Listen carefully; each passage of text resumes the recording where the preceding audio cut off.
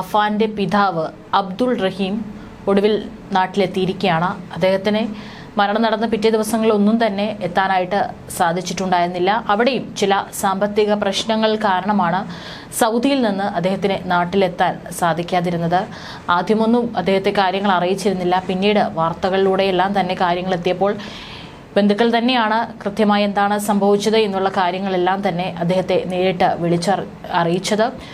അവിടെ ഉണ്ടായിരുന്ന മലയാളി സംഘത്തിന്റെ സഹായത്തോടു കൂടിയിട്ടാണ് സൗദിയിൽ നിന്ന് നാട്ടിലെത്താനുള്ള എല്ലാ ഏർപ്പാടും തയ്യാറാക്കിയത്. ഏതായാലും 7 വർഷത്തോളമായി അദ്ദേഹം നാട്ടിലെത്തിയിട്ട് എന്നാണ് അറിയാൻ സാധിച്ചത്.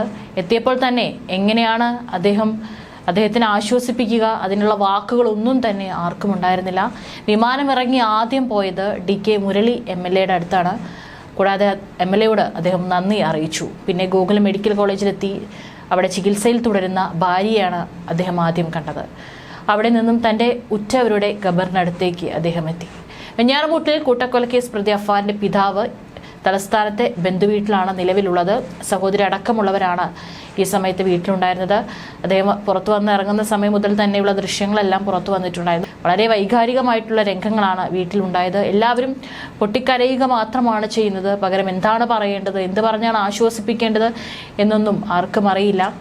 ശേഷം കൊല്ലപ്പെട്ട രണ്ടാമത്തെ മകൻ അഫാൻ, ഉമ്മ ആസിയ ബി, സഹോദരൻ ലത്തീഫിന്റെ ഭാര്യ തുടങ്ങിയ ബന്ധുക്കളെ അടക്കിയ ഖബറിടത്തിലെത്തി പ്രാർത്ഥന നടത്തി. ഖബറിടത്തിൽ പൊട്ടിക്കരഞ്ഞ അബ്ദുൾ റഹീമിനെ ബന്ധുക്കളും സുഹൃത്തുക്കളും ആശ്വസിപ്പിക്കാനാവാതെ കുഴങ്ങി. രാവിലെ 7:45 സൗദിയിൽ നിന്ന് റഹീം തിരുവനന്തപുരം വിമാനത്താവളത്തിലെത്തിയത്. ആദ്യ ചികിത്സയിൽ കഴിയുന്ന ഭാര്യ ഷെമീനയാണ് കാണാൻ പോയത്. ഇപ്പോഴും ഷെമീന ആദ്യം പോലീസിന് നൽകിയിട്ടുണ്ടായിരുന്ന മൊഴിയിൽ പറഞ്ഞിരുന്നത് താൻ കട്ടിൽ നിന്ന് വീണ് പരിക്ക് പറ്റിയതാണെന്നാണ്. അപ്പോഴും തൻ്റെ മകനെ ഷെമീന അല്ലെങ്കിൽ അവൻ ചെയ്ത ക്രൂരത പോലീസിനോട് പറഞ്ഞില്ല. പക്ഷേ ഷെമീനയ്ക്ക് അറിയില്ല ഈ മകൻ, ഇപ്പോൾ താൻ സംരക്ഷിച്ചിട്ടുള്ള മകൻ ആരെയൊക്കെയാണ് അവിടെ കൊലപ്പെടുത്തിയിരിക്കുന്നത്. തൻ്റെ മറ്റൊരു മകനെയും ഉമ്മയെയും അതുപോലെ തന്നെ സഹോദരനെയും ഭാര്യയെല്ലാം തന്നെ കൊലപ്പെടുത്തിയ കാര്യം അവർക്കറിയില്ലായിരുന്നു. ഇപ്പോഴും റഹീമിനെ കണ്ടപ്പോഴും താൻ കട്ടിൽ നിന്ന് വീണ് പരിക്കേറ്റെന്നാണ് ഷെമീന പറഞ്ഞിട്ടുള്ളത്. ഇളയ മകൻ അഫ്സാനെ കാണണമെന്ന് ഷെമീന ആവശ്യപ്പെട്ടിരുന്നു. കൊലപാതകങ്ങളെല്ലാം നടത്തിയ അഫാനെയും ഉമ്മ അന്വേഷിച്ചു. ഏറെ നേരം ഭാര്യയ്ക്കടുത്ത് ചിലവഴിച്ചു. റഹീമിനെ ഷെമീന തിരിച്ചറിഞ്ഞു കയ്യിൽ പിടിച്ചതായും ബന്ധുക്കൾ പറഞ്ഞു. പൂർണ്ണമായും സംസാരിക്കാൻ കഴിയുന്ന നിലയിലായിരുന്നില്ല ഷെമീനയുടെ അവസ്ഥ. അതുകൊണ്ട് തന്നെ വാക്കുകൾ പുറത്തു വരാത്ത സ്ഥിതിയുമുണ്ട്. അവർക്ക് അത്രയും സ്ട്രെയിൻ എടുത്തുകൊണ്ട് സംസാരിക്കാനുള്ള സ്ഥിതിയും നിലവിലില്ല.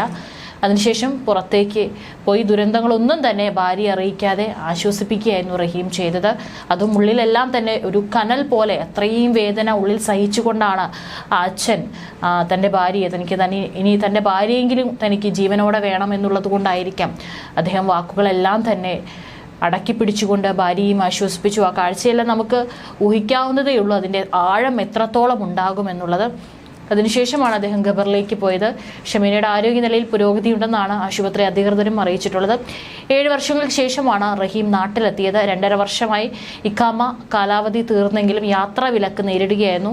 വിമാനത്താവളത്തിൽ നിന്ന് നേരെ DK മുരളി MLA സന്ദർശിച്ച് മടങ്ങിയെത്താൻ സഹായിച്ചതിനെ നന്ദി അറിയിക്കുകയായിരുന്നു റഹീം ചെയ്തത്. പ്രതി അഫാന്റേത് അസാധാരണ പെരുമാറ്റമെന്ന് പോലീസ് വിലയിരുത്തലടക്കം പുറത്തു വരുന്നുണ്ട് ഈ നിമിഷത്തിൽ.